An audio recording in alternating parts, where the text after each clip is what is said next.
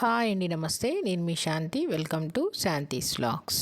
ఈరోజు మన వీడియోలో స్వచ్ఛమైన కల్తీ లేని చిక్కని బాదం పాలను ఎలా తయారు చేయాలో చూపించబోతున్నాను. సమ్మర్ వచ్చిందంటే చాలు పిల్లలైనా పెద్దవాళ్ళైనా చల్లగా ఏదైనా తాగాలనిపిస్తూ ఉంటుంది. బయటికి వెళ్ళినప్పుడు పిల్లలైనా పెద్దవాళ్ళైనా సరే చిక్కటి బాదం పాలు తాగాలనిపిస్తుంది. అదే బయట కొనే బాదం పాలు అస్సలు స్వచ్ఛమైన బాదం పాలు కావు. బయట కొనే బాదం పాలు అస్సలు మంచివి కావు. అవి చిక్కగా కలర్గా కనపడటానికి ఆర్టిఫిషియల్ కలర్స్, ఎసెన్స్లు ఇలాంటివి కలుపుతూ ఉంటారు. ఈ సమ్మర్లో పిల్లలకైనా పెద్దవాళ్ళకైనా ఇంట్లో వాళ్ళందరికీ ఎవరికైనా బాదం పాలు తాగాలనిపిస్తే ఎటువంటి కల్తీ లేకుండా చిక్కగా ఇలా ఇంట్లోనే బాదం పాలు తయారు చేసి ఇచ్చారంటే చక్కగా అందరూ ఎంజాయ్ చేస్తూ తాగేస్తారు. అంత చిక్కగా స్వచ్ఛంగా ఉంటాయి. ఈ వీడియోలో చాలా సింపుల్గా చాలా త్వరగా చేసుకుని చిక్కని కల్తీ లేని స్వచ్ఛమైన బాదం పాలని చాలా త్వరగా ఎలా చేయాలో చూపించబోతున్నాను. మీరు కూడా చూసి ఒకసారి ట్రై చేయండి. మరి ఇంకెందుకన్నా ఆలస్యం వీడియోలోకి వెళ్ళిపోదాం. వీడియోలోకి వెళ్ళే ముందుగా నా వీడియోని లైక్ చేయండి, షేర్ చేయండి, అలానే నా ఛానల్ని సబ్స్క్రైబ్ చేయటం మర్చిపోకండి. ముందుగా బాదం పాలు కోసం మనం బాదం పప్పును నానబెట్టుకోవాలి. నేను ఇక్కడ ఈ కప్పుతో 2 కప్పుల బాదం పప్పును వేసుకుంటున్నా. ఇది వెయిట్లో వచ్చేసి 200 గ్రామ్స్ ఉంటాయి. ఇప్పుడు ఈ బాదం పప్పుని శుభ్రంగా కడిగేసేసుకొని మునిగేంత వరకు నీళ్లు పోసేసుకొని ఒక అరగంట పాటు నానబెట్టుకోవాలి. లేకపోతే త్వరగా నానిపోవాలి అంటే కొంచెం వేడి నీళ్ళు పోసేసుకొని తొందరగానైనా నానబెట్టేసేసుకోవచ్చు. ఇప్పుడు వేరొక బౌల్ తీసుకొని ఆ బౌల్లోకి ఈ కప్పుతో నేను ఇక్కడ 50 గ్రాముల జీడిపప్పు వేసుకుంటున్నాను. జీడిపప్పు వేయటం వల్ల బాదం పాలు ఇంకా చిక్కగా వస్తాయి. అలానే ఇందులోనే 1 కప్పు ఫూల్ మకానా వేసుకోవాలి. ఫూల్ మకానా ఉంటే వేసుకోవచ్చు, లేదంటే స్కిప్ చేసేసుకోవచ్చు. ఇప్పుడు ఇందులో 1/2 కప్పు పాలు పోసేసుకొని వీటిని కూడా ఒక 1/2 గంట పాటు నానబెట్టేసేసుకోవాలి. ఒక అరగంట తర్వాత బాదం పప్పు కూడా చక్కగా నానిపోయినాయండి. బాదం పప్పు బాగా నానిన తర్వాత ఒక బాదం పప్పును మనం చేతితో పట్టుకొని లైట్గా ప్రెస్ చేసామంటే పైన తొక్క అనేది ఈజీగా వచ్చేసేస్తుంది. ఇలా ఒక్కొక్క బాదం పప్పుని తీసుకొని పైన తొక్కని లైట్గా ప్రెస్ చేసామంటే ఈజీగా వచ్చేస్తుంది. ఇలానే అన్ని బాదం పప్పుని పైన తొక్కంతా ఒలిచేసేసుకోవాలి.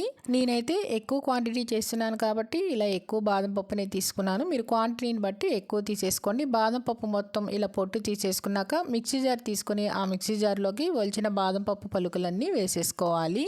బాదం పప్పు మొత్తం వేసేసుకున్నాక ఇప్పుడు ఇందులోనే అలానే నానబెట్టుకున్న జీడిపప్పు, ఫూల్ మకానాను కూడా పాలుతో సహా వేసేసుకోవాలి. అలానే ఇందులోనే ఒక 1/2 టీ స్పూన్ కలర్ కోసం నేను పసుపు వాడుతున్నాను. పసుపు కూడా మన ఆరోగ్యానికి చాలా మంచిది. ఇప్పుడు ఇందులోనే మరొక 1/2 కప్పు పాలు పోసేసుకొని ఎటువంటి నీళ్ళు అనేది అస్సలు పోయకుండా చిక్కగా మెత్తటి పేస్ట్ లాగా గ్రైండ్ చేసి తీసుకోవాలి. చూడండి, ఎక్కడా కూడా పలుకులేదు. క్రీమీగా ఇంత చిక్కగా అనేది ఈ పేస్ట్ వచ్చింది. చూడండి, ఈ విధంగా ఉండాలి. ఇలా మెత్తటి పేస్ట్ లాగా గ్రైండ్ చేసేసుకొని ఈ మిక్సీ జార్ని పక్కన పెట్టేసుకోవాలి. ఇప్పుడు స్టవ్ మీద ఒక మందపాటి కడాయిని పెట్టుకొని కొద్దిగా నీళ్లు పోసుకోవాలి. నీళ్లు పోసుకుంటే మనకి అడుగంటకుండా ఉంటుంది.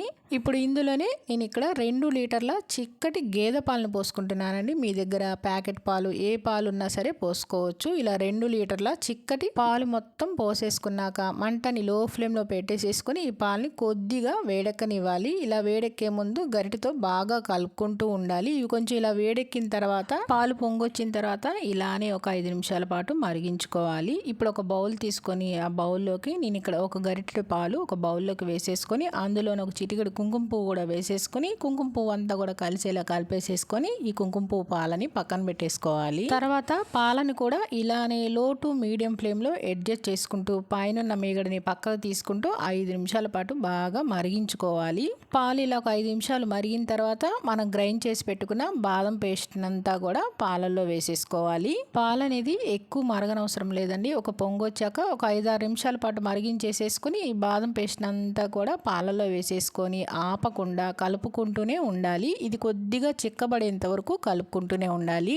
కనీసం బాదం పాలని ఒక 10-15 నిమిషాల దాకా ఇలా బాదం ఫ్లేవర్ వచ్చేంత వరకు బాగా కలుపుకుంటూనే ఉండాలి. ఒక 10 నిమిషాలు బాగా కలుపుకున్నాక ఇప్పుడు ఇందులో మనం కలిపి పెట్టుకున్న కుంకుమ పువ్వు పాలను కూడా పోసేసుకోవాలి. కుంకుమ పువ్వు పాలు పోసేసుకున్నాక నిదానంగా మరొక 5 నిమిషాల పాటు బాగా కలుపుకుంటూనే ఉండాలి. ఇది కాస్త చిక్కబడేంత వరకు కలుపుకోవాలి. ఈ లోపు మనం వేరొక బౌల్ తీసుకొని ఆ బౌల్లోకి ఒక పెద్ద స్పూన్తో కస్టర్డ్ పౌడర్ వేసుకోవాలి. కస్టర్డ్ పౌడర్ వేసుకుని కొద్దిగా నీళ్లు పోసుకోవాలి. మరీ ఎక్కువగా పోసుకోకూడదు. కొంచెం కొంచెం నీళ్ళని పోసేసుకొని ఎక్కడ కూడా ఉండలు లేకుండా ఈ కస్టర్డ్ పౌడర్ని బాగా మిక్స్ చేసేసుకొని ఇప్పుడు ఈ బౌల్ని పక్కన పెట్టేసుకోవాలి. పాలు కూడా కొద్దిగా చిక్కబడ్డాయి. ఇలా చిక్కబడిన తర్వాత ఇప్పుడు మనం కలిపి పెట్టుకున్న కస్టర్డ్ పౌడర్ మిశ్రమాన్ని మరొకసారి వేసుకునే ముందు బాగా కలిపేసేసుకొని ఆ కస్టర్డ్ పౌడర్ మిశ్రమాన్ని పాలల్లో వేసేసుకోవాలి.